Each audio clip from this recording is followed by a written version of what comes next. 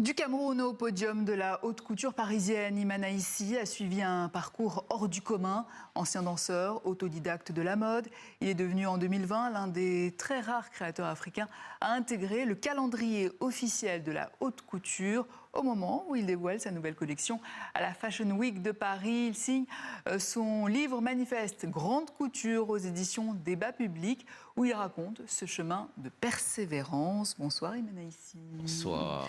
Alors ce livre Grande Couture est une autobiographie. À quel moment avez-vous ressenti le besoin de vous raconter, de raconter votre histoire? Je dirais même que c'est un livre de réflexion.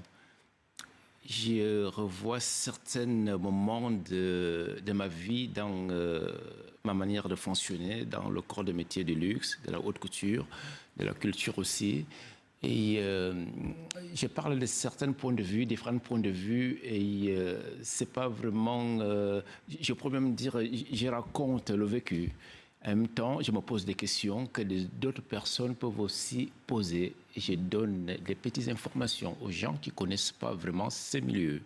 Aussi pour préparer aussi la jeune génération qui s'intéresse au métier de la mode. Oui, les métiers de la mode. Transmission derrière. Exactement.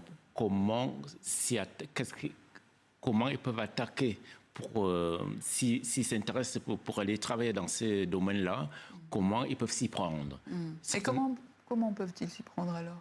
Il faut d'abord la formation. Il faut avoir les bonnes informations. Si on a la chance de se former, c'est très important. Aussi de prêter attention à tout ce qui se passe. C'est l'observation, c'est l'écoute. Est-ce que vous avez le sentiment que ça s'est développé à ce niveau-là, au niveau de la formation en Afrique? L'Afrique avance quand même. Il y a beaucoup de choses qui se passent en Afrique. Ce qui dit toujours, le temps c'est important. Le temps c'est un luxe. Il faut beaucoup de temps. L'Afrique avance avec son temps, avec les réalités aussi, parce qu'il faut croire aux réalités sur place. On ne peut pas mesurer l'Afrique, les pays africains ou les grandes capitales africaines à Paris. C'est des histoires très différentes. Alors justement, vous écrivez que la haute couture est aussi un acte politique. La mode peut-elle changer le regard porté sur l'Afrique? Absolument. Absolument. La mode, c'est un vrai... la mode a ses paroles, a des messages à apporter, il y a l'apprentissage aussi.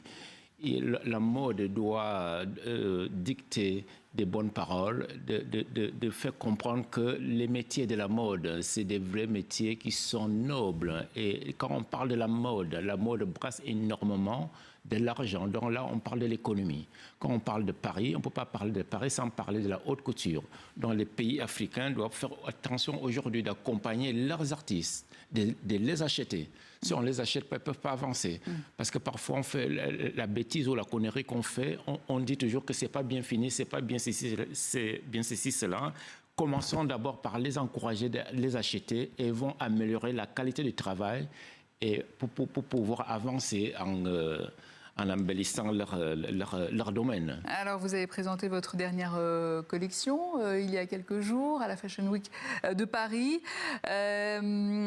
Vous rendez hommage à Dior, à Saint-Laurent, au Balenciaga, tout en revendiquant une identité profondément africaine. Comment concilie-t-on héritage européen et racines africaines sans se renier? Pour moi, c'est important. Je suis africain. Je porte le maillot. Oui, sur vous. Donc, la France, j'adore la culture française. Ce qui est dit toujours, les Français qui ne voyagent pas doivent savoir que beaucoup d'Africains font énormément d'efforts. On parle français dans les rues des capitales ou des villes africaines sans même avoir mis pied dans une école ou à Paris. Donc même à la maison, on ne va pas à l'école, on apprend le français dans la rue et à la maison. Donc ça veut dire ce que ça veut dire. Donc la culture française a été imprégnée dans les pays africains. Donc il y a eu des belles histoires. C'est ça que je veux montrer aux yeux du monde aussi. L'histoire de la France et les pays africains, il y a eu des belles histoires. Il n'y a pas que eu des choses... comme on peut le penser. Il y a eu des belles histoires aussi qu'il faut embellir. Et c'est ce que je veux compter quand j'ai montré les collections.